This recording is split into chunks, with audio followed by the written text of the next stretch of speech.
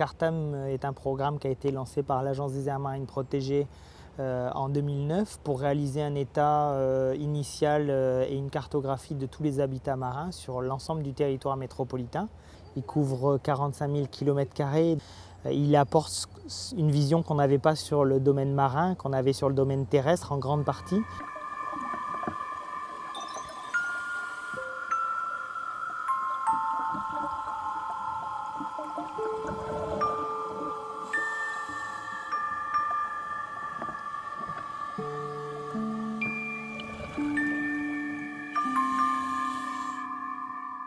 C'est un programme qui a permis de mettre en œuvre 45 bureaux d'études et 17 stations marines universitaires ou scientifiques qui ont mis en place des programmes d'acquisition de données et qui nous permet aujourd'hui de disposer d'une carte des fonds marins sur pratiquement 30% des eaux territoriales.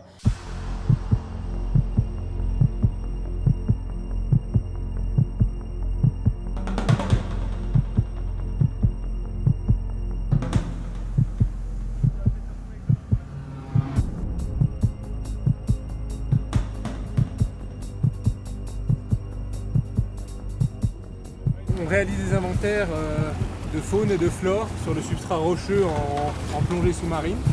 Ouais, tu peux y aller.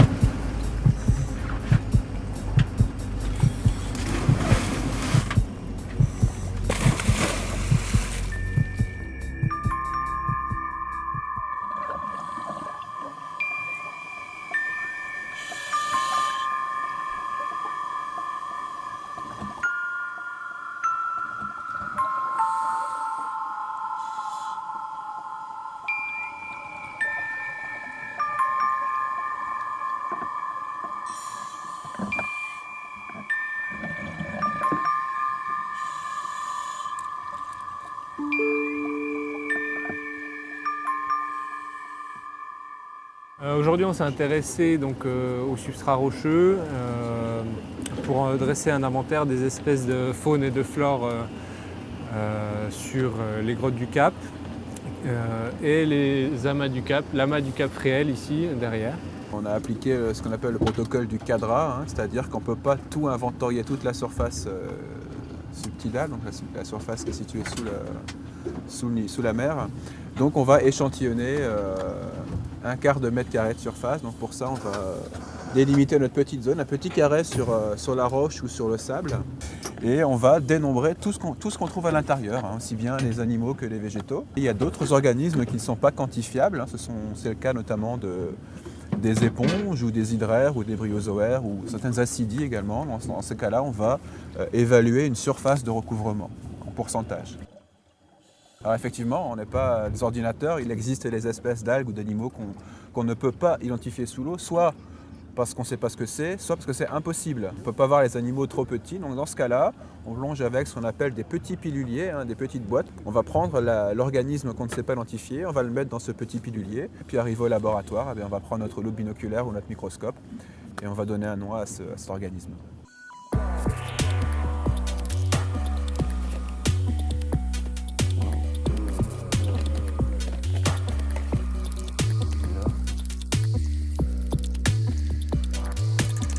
Aux amas du Cap, on a prélevé un petit crabe qui appartient à la famille des araignées de mer, du genre Inachus. Pour déterminer l'espèce, il va falloir le nettoyer au préalable pour compter le nombre de tubercules qu'il a derrière les yeux. Voilà, on aperçoit exactement ce à quoi je m'attendais. 4 petits tubercules alignés en arc de cercle ici, juste derrière les yeux. Donc une fois qu'on a déterminé le nom de l'espèce, on va devoir le rentrer informatiquement dans une base de données. Alors donc à partir des données stationnelles et des données de nature de fond, il est possible d'aboutir avec des méthodes parfois complexes à une cartographie d'habitat, sachant qu'on essaie de cartographier une échelle d'habitat assez large, malgré le fait que les données stationnelles, elles, soient plus précises.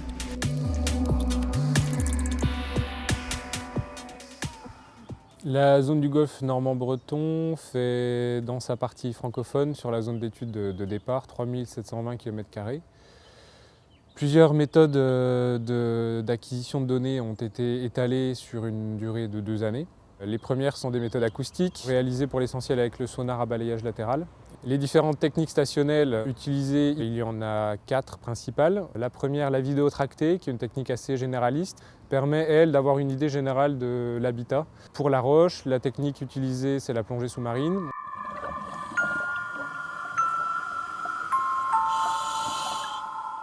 Pour les stations de substrat meubles, la méthode utilisée principalement a été la drague. C'est un engin robuste qui permet d'amasser sur, on va dire, une centaine de mètres le sédiment. Et ensuite, on passe le sédiment sur une colonne de tamis et on inventorie les espèces qu'on y trouve. Donc la benne permet d'identifier et de dénombrer des petits individus, notamment, pas que, qu'on ne pourrait pas échantillonner par la drague. On arrive toujours à trouver quelque chose de nouveau qu'on n'a pas vu avant, et puis au fur et à mesure des prélèvements, on emmagasine comme ça des espèces qui s'accumulent, et puis on découvre de plus en plus d'habitats intéressants qui peuplent les fonds du Golfe.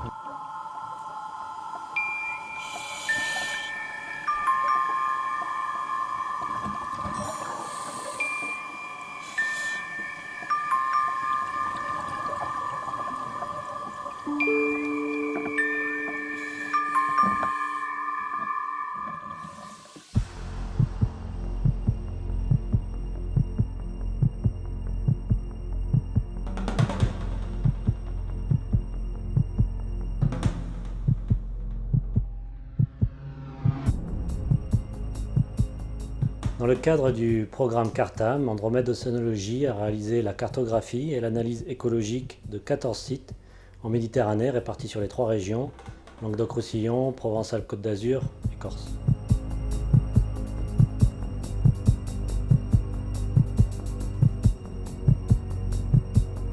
« 85% de la surface de nos sites ont été couverts par soit le sonar latéral, soit le sondeur multifaisceau.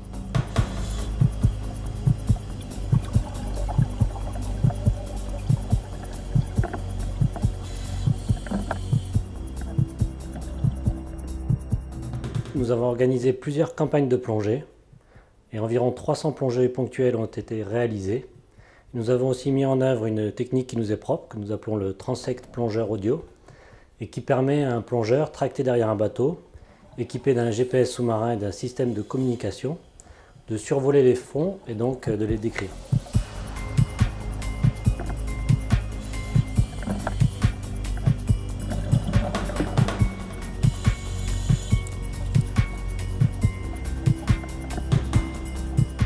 Nous avons pu établir un état de santé des écosystèmes en utilisant toute une série d'indicateurs mis en place par les scientifiques et validés par le Muséum d'histoire naturelle.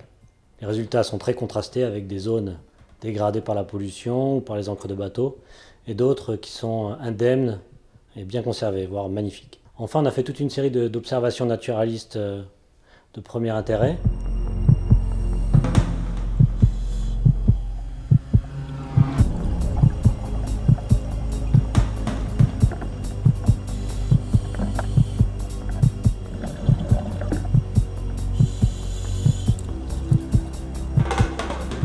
« 125 000 hectares ont été cartographiés à l'échelle 1/25 millième et seront un outil de base pour les gestionnaires des sites Natura 2000 pour organiser les activités qui doivent pouvoir se développer sans dégrader l'environnement. La justification principale du programme CARTAM, c'est la nécessité de disposer d'un outil de décision par rapport à la mise en place de pratiquement toutes les politiques publiques en mer, que ce soit les politiques d'exploitation comme la politique des pêches, la politique ostréicole, que ce soit les politiques de mise en place des énergies renouvelables, les éoliennes, voire même les politiques de développement touristique.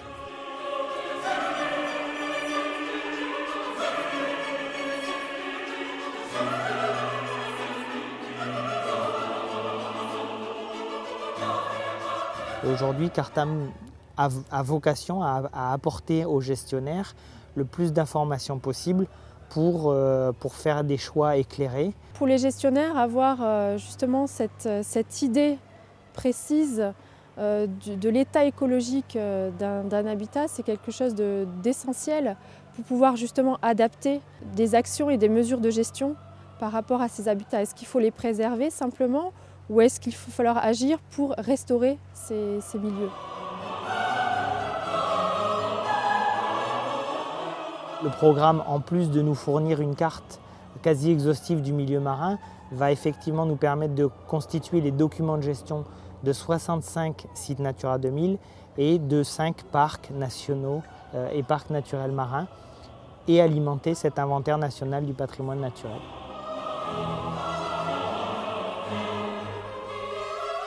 Ici, on est sur le secteur du golfe normand-breton. Effectivement, ce parc va se servir de Cartam comme carte d'état zéro, carte initiale du site. Et à partir de là, les mesures de gestion, le suivi, etc. vont se baser sur ces documents-là. Dans le cadre du projet de création du parc naturel marin, on a besoin d'avoir un bon diagnostic du milieu marin. Donc Cartam s'inscrit complètement dans cette démarche. La concertation, c'est une étape très importante dans le projet de création du parc naturel marin, puisque ce parc en fait, sera composé d'un conseil de gestion avec l'ensemble des acteurs qui seront représentés.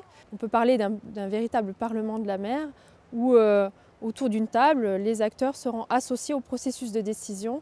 Jusqu'où on va, quelles sont les limites qu'on peut se donner et qu'est-ce qui a du sens. Au-delà de la pratique de pêche, c'est par rapport à des milieux qui sont différents. Voilà, des milieux qui sont différents, qui amènent des pratiques qui sont différentes. C'est qu'en termes de navigation, il faut inclure Origny. Oui, et Guernesey. Voilà. De toute façon, un parc, c'est à inventer. Et ici, il y a des choses très spécifiques à inventer, d'articulation avec les îles anglo-normandes, le traité de la baie de Granville. Ça fait typiquement partie des enjeux du parc, notamment de ne pas exclure totalement ce territoire qui ne peut pas être englobé dans le périmètre du parc, mais de travailler avec. On est en train en fait de discuter sur le périmètre du parc. La démarche, elle est participative. Elle a un double avantage. Le premier, c'est certainement déjà, en tant qu'interlocuteur, d'apprendre à se connaître, de regarder aussi les autres, c'est-à-dire d'avoir un dimensionnement qui n'est pas sa propre vue, mais celle aussi des autres.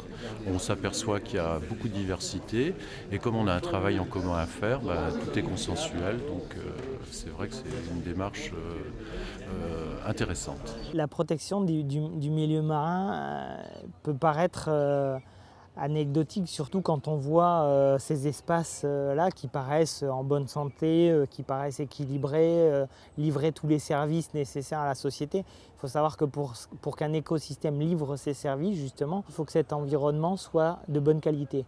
Et pour qu'il soit de bonne qualité, il faut qu'il soit stable, pas déstabilisé par trop d'interventions humaines, etc. Et du coup, le travail d'analyse, d'observation du milieu vise à faire en sorte de comprendre les évolutions de ce milieu marin pour éviter que nos perturbations, les perturbations apportées par les activités humaines, ne génèrent un trop fort déséquilibre de ces milieux au risque de voir par exemple les stocks halieutiques, donc les espèces commerciales et les espèces alimentaires chuter de manière dramatique, nous privant ainsi d'une ressource alimentaire nécessaire. Que ce milieu soit par exemple envahi de méduses parce qu'on a généré un déséquilibre dans la chaîne trophique, ce qui priverait des côtes comme ça de leurs ressources touristiques. Tout un tas de déséquilibres possibles qui arrivent de temps en temps, parfois du fait des pressions humaines, parfois simplement par des événements naturels qui peuvent se passer. Mais la surveillance et la protection du milieu marin sont et doivent être les garants de cet équilibre-là. Le programme tel qu'il est mis en place paraît énorme parce qu'il a mis en œuvre 45 structures, 17 stations marines, énormément de personnes et d'experts pendant 3 années. Son coût est très relatif pourtant puisqu'il représente à peu près le coût de 2 à 3 km de parcours routier. Préserver la ressource halieutique, par exemple, en protégeant correctement les habitats parce qu'on les connaît, c'est sans commune mesure avec le coût de ce programme. Protéger des qualités de sites touristiques, protéger parce qu'on les connaît justement, ça a un coût bien inférieur au coût du programme Cartam. Donc effectivement, à court terme, on peut considérer que ce programme est coûteux. Sur le moyen et long terme, c'est un programme qui permettra des économies à l'État.